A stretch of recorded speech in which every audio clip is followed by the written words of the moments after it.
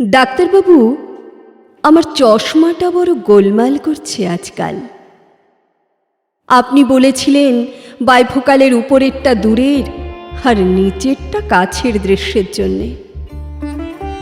আমি দূরের দৃশ্যগুলোকে দেখতে পাই বেশ বড় হরফে, কাছের দৃশ্যগুলো যেন বরজেইস।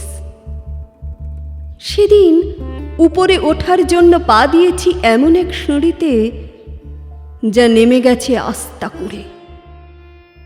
আপনি তো জানেন বাতাসের কি অবস্থা আজকাল।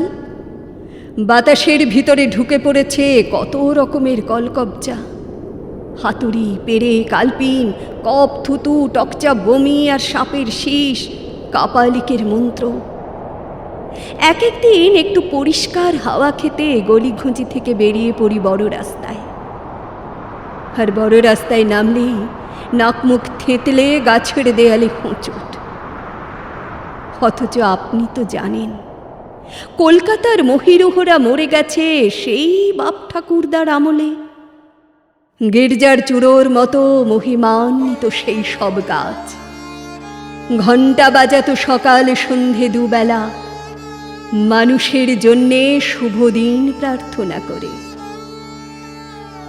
ডাক্তারবাবু, দূরের দৃশ্যগুলোই বা এত স্পষ্ট দেখতে পাই কেন আজকাল?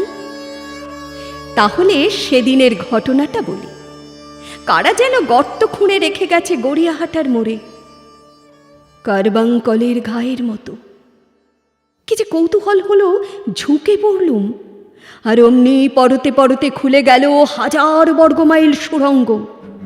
ভিতরে বিস্তর সব মেশিনপত্তর, যন্ত্রপাতি, স্টেনো, টাইপিস্ট, কম্পিউটার, ছুরি কাটারি, আর সেই পুরনো কালের গিলোটিন।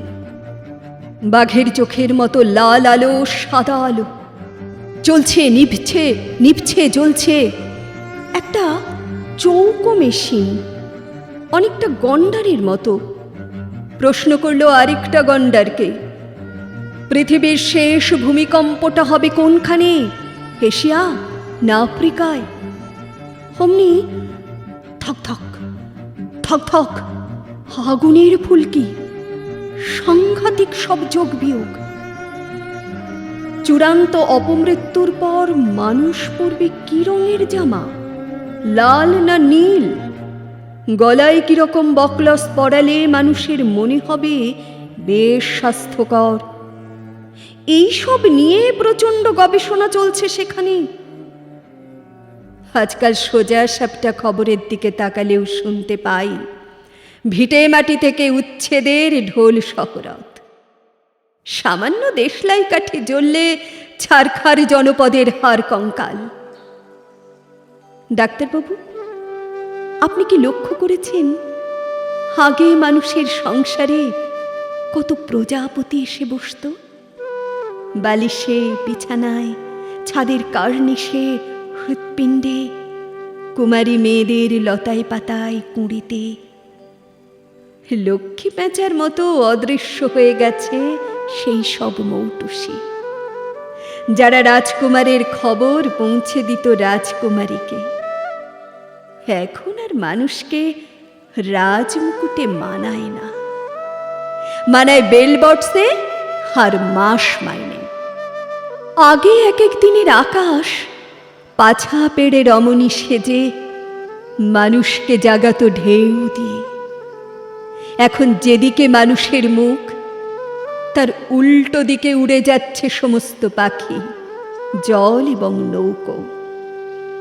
আগে মানুষের একান্ত গোপনীয় অনেক কথাবার্তা ছিল নক্ষত্রদের সঙ্গে।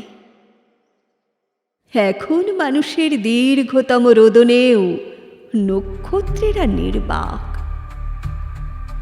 গভীর শুশ্রূষা নামে কোনো ছায়া নেই আর কোনোখানে। নেই হাসপাতালে, নেই আমজাম নারকেলের বনে, নেই বৃষ্টি বাদলে, নেই সংবাদপত্রের 5 পাতার 7 কলমে। ডাক্তারবাবু, সত্যি চশমাটা বড় গোলমাল করছে আজকাল।